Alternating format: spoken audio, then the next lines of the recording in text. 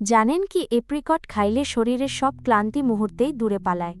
এই ছোট ফলটা আসলে ভিটামিনের একটা বিশাল বড় খনি। অ্যাপ্রিকটে অনেক বেশি পরিমাণে ভিটামিন এ আর সি আছে।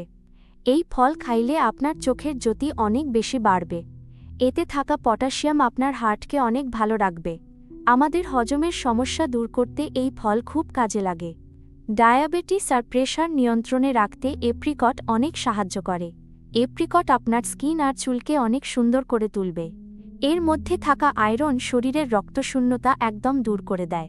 রোজ সকালে 2 থেকে 3টা অ্যাপ্রিকট খাওয়ার অভ্যাস করেন। হালকা নাস্তা হিসেবেও আপনি অ্যাপ্রিকট সাথে রাখতে পারেন। ফলটা শুকনা হোক বা টাটকা, দুইভাবেই অনেক উপকার পাবেন।